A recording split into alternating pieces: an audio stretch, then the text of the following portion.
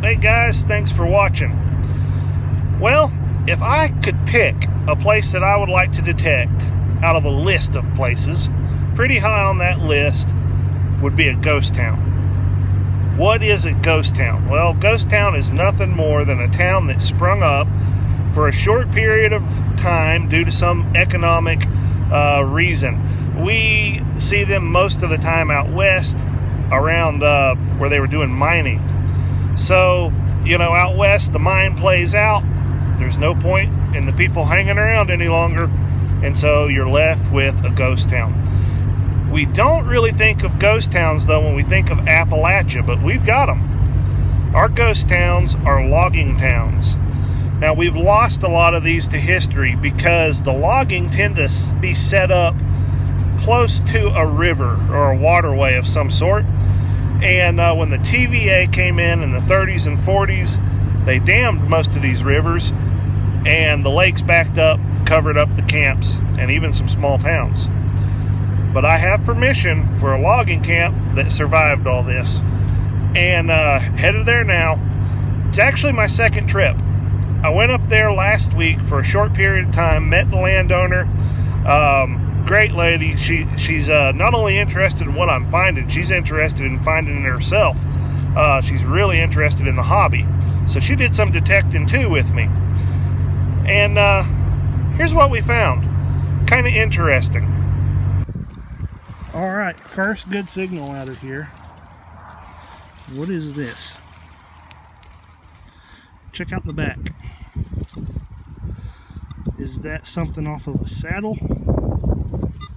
I've never seen a back like that. I'm going to do a little bit of a pant swipe and see if we can't pull some detail out, because it does have detail on that button, or whatever it is.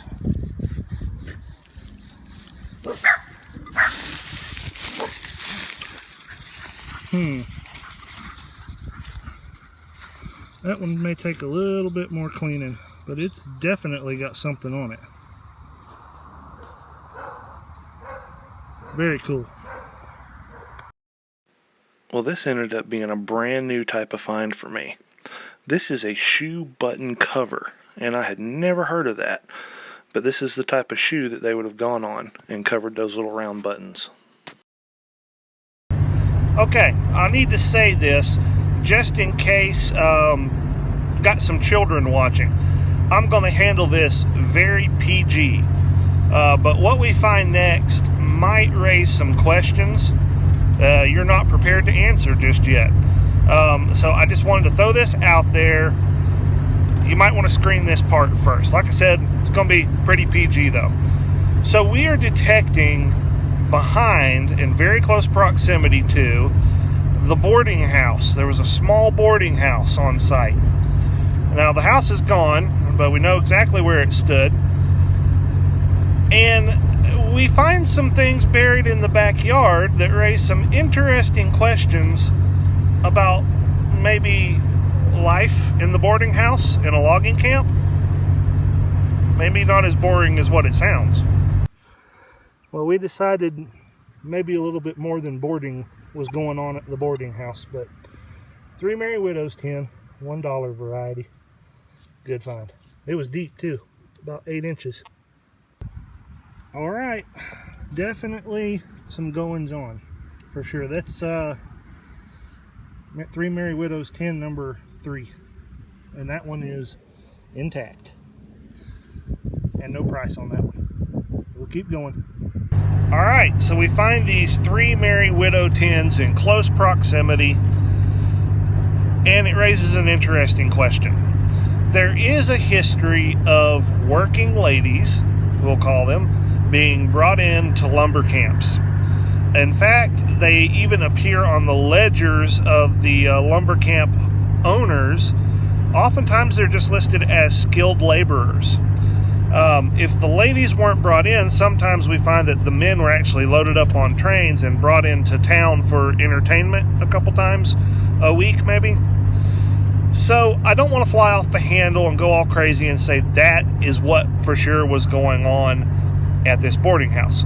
But another thing to think about is a boarding house is not going to be the location that you're going to have married couples residing, more than likely, or more families even. This is probably a place for single guys. Now, the lumbermen themselves refer to these ladies as bats. And the only connection I can come up with on that would be that sometimes these ladies are referred to as ladies of the night. And of course, a bat is a creature of the night. So, I think it's probable that's what was going on. It's history, folks. Alright, I am on site, and it's not actually this thick. I wanted to check out a place that the landowner said she remembered being some old bottles. So I'm looking back in here. You see that? Oh, I'm too fat to squeeze through here. Well, that looks cool to me. I think the bottle... Oh my gosh. Is that a blue mason jar? Intact? Oh my gosh. It is. That'll be my first.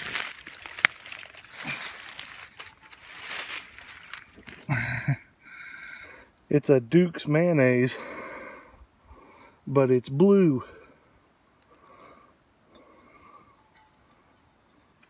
No, it is a ball. It's just got a mayonnaise lid on it. Sweet. That's the first one of those I found intact. But this is what drew my attention. That looks like the front fender and headlight off of a, I don't know if you call that a Model T or what. How cool is that? Well,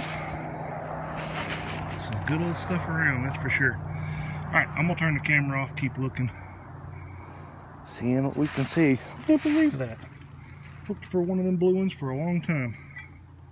Very cool. Alright, I'm sitting in here at the site of where the post office used to sit. And there's some indication of what was in the area. Got that small gauge rail for the train that ran to the logging camp. And that's some sort of a big metal grate, but if you look right there on the bottom, there's another rail on the bottom of it. So I'm not sure what that was, but a lot of iron right here. So I don't know if a bunch of stuff got piled here when they moved or not, but I'm gonna keep poking around. Oh my gosh. Oh, you don't know how bad I hope that's real. I highly doubt it though. No, it's not real. Awesome find.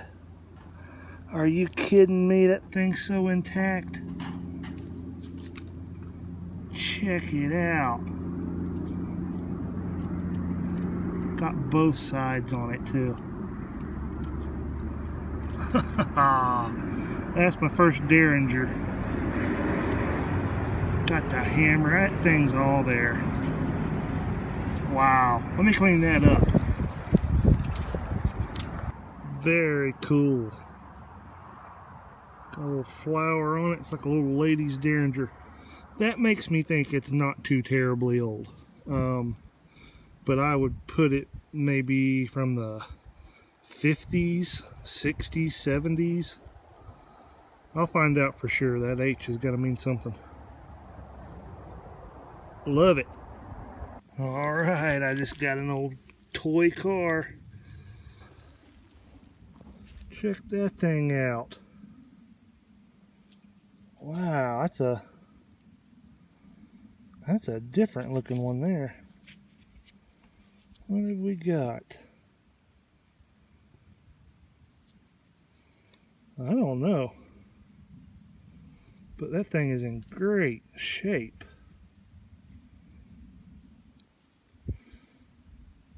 I'm wondering if that's one of those cars meant to actually run on a track. Is that a magnet or something? I think maybe it is. That's a cool old car right there. Wow.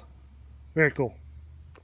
Alright, well, I am having a very hard time getting on a coin or a token. Some of the things I thought I might be finding.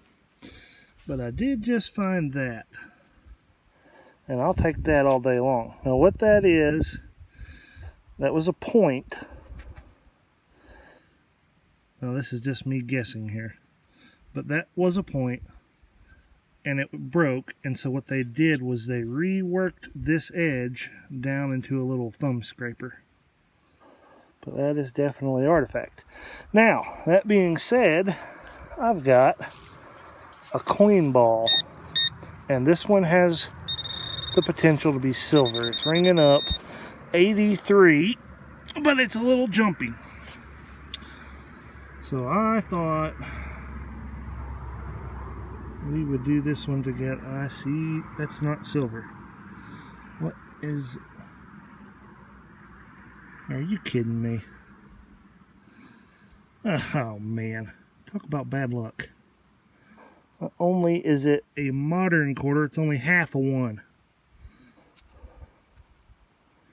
Well, it's first. I guess I'll take it. I want to leave you with these thoughts. I think there's a reason why I'm having a hard time running across some of the relics and coins that I've been inspecting. And it has to do with two things. The nature of logging camps and their proximity to these railroads. The lumber camp operators weren't dummies. They weren't wasting money building buildings that were going to be abandoned in just a short period of time. The entire life of this logging camp was about 10 years. They made a lot of the housing, the hospital, the store, maybe even the school, to be shipped out on rail to be reused. If you take a look at this next picture, you'll actually see a small building loaded up on a train. So 10 years is not a long period of time for people to be losing stuff, and the buildings were taken away. Still learning about this place, but there's stuff to be found.